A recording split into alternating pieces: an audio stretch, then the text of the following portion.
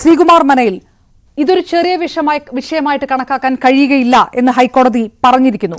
അപ്പോഴും പോലീസ് അകമ്പടിയിൽ ദിലീപ് സന്നിധാനത്ത് എങ്ങനെ എത്തി എന്നുള്ള ചോദ്യത്തിന് ദിലീപിനെതിരെ മാത്രമാണോ വിരൽ ചൂണ്ടേണ്ടത്? കൃത്യമായിട്ടുള്ള ഉത്തരം ദേവസ്വം ബോർഡ് അധികാരികൾ ഇത് കണ്ണടച്ച് സുഗമമായി നടപ്പാക്കാൻ അനുവദിക്കപ്പെടുന്നു.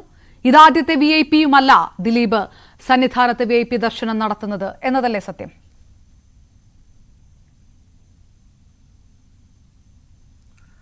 അപർണ, കേൾക്കാമെന്ന് വിചാരിക്കുന്നു. കേൾക്കാം, പറഞ്ഞോളൂ.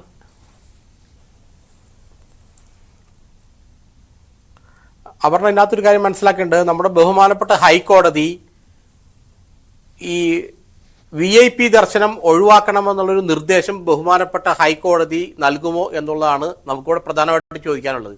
എന്തുകൊണ്ടാണ് ഹൈക്കോടതി പറയുന്നത് VIP ദർശനം ഇനി മുതൽ വേണ്ട, അത് നടത്താൻ അനുവദിക്കില്ല, എല്ലാവരും ഇതുപോലെ ക്യൂ നിന്ന് സന്നിധാനത്തെത്തി തൊഴുത് മടങ്ങട്ടെ എന്ന് എന്തുകൊണ്ടാണ് ഹൈക്കോടതി പറയാത്തത്?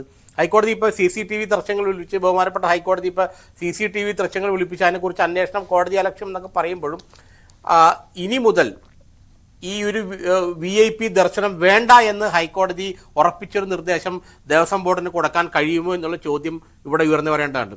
രണ്ടാമത്തെ കാര്യം, ഇപ്പോൾ നിങ്ങൾ ദിലീപിൻ്റെ കാര്യം വിടുക. നാളെ സുരേഷ് ഗോപി കേന്ദ്രമന്ത്രിയാണ്.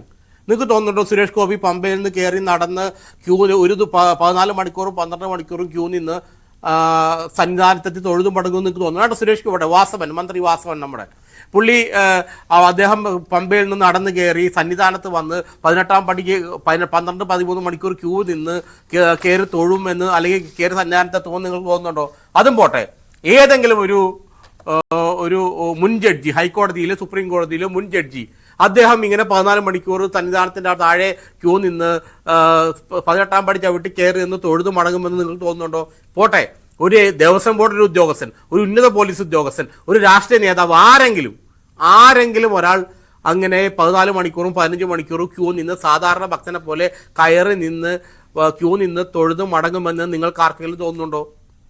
അപ്പോൾ ദിലീപ് എന്നുള്ള വിഷയം വിടാം. കാരണം ദിലീപ് പാവം ഇപ്പോൾ അദ്ദേഹത്തിന്റെ തലയിലേക്ക് എല്ലാവർക്കും കയറാൻ എളുപ്പമായതുകൊണ്ട് ഈ ചാഞ്ഞു കിടക്കുന്ന മരത്തിൽ ഓടിക്കയറുന്ന പറയുന്നത് അയാൾ ചാഞ്ഞു കിടക്കുന്ന മരമാണ്, അപ്പോൾ ഓടിക്കയറുന്ന മാത്രം. ദിലീപിന്റെ നാളെ വേറൊരു ഏതൊരു വ്യക്തി ആയിക്കോട്ടെ, നാളെ മോഹൻലാൽ അല്ലെങ്കിൽ വേറൊരു നടൻ വന്നു, അദ്ദേഹം ഈ പറഞ്ഞ 14 മണിക്കൂർ മോഹൻലാൽ ക്യൂ നിന്ന് ശബരിമലയിൽ ദർശനം നടത്തുമോ? നിങ്ങൾക്ക് തോന്നുന്നുണ്ടോ?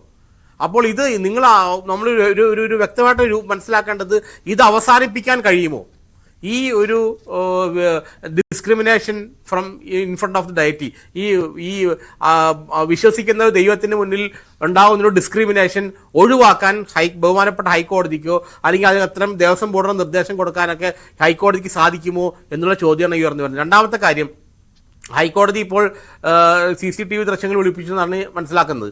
അതിനകത്തൊരു കാര്യം കൂടെ നിങ്ങൾ മനസ്സിലാക്കണം. ഈ ദേവസ്വം ബോർഡ് എന്ന് പറയുന്നത് ഒരു സ്വയംഭരണ സ്ഥാപനമാണ്.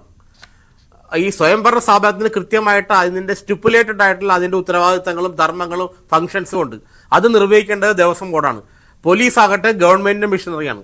പോലീസാണ് അവിടുത്തെ സുരക്ഷ അടക്കമുള്ള കാര്യങ്ങൾ കൈകാര്യം ചെയ്യാൻ പ്രത്യേക പരിശീലനം കിട്ടിയ വിഭാഗം പോലീസാണ്, പിന്നെ ഫയർഫോഴ്സുമാണ്. അതുകൊണ്ടാണ് ഇവർ രണ്ടുപേരും സന്നിധാനത്തും ശബരിമലയിലുള്ളത്.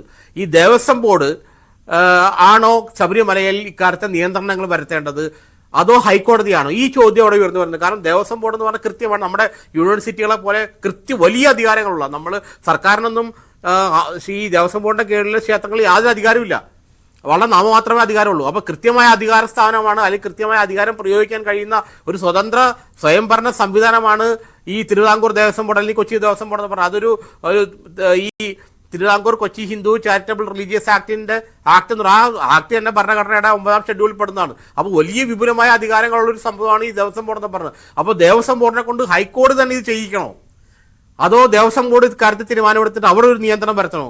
ഇതാണ് ചോദ്യം ഇവിടെ. ശ്രീകുമാർ മനയിൽ ഞാൻ വളരെ പെട്ടെന്ന് തിരികെത്താം. CPM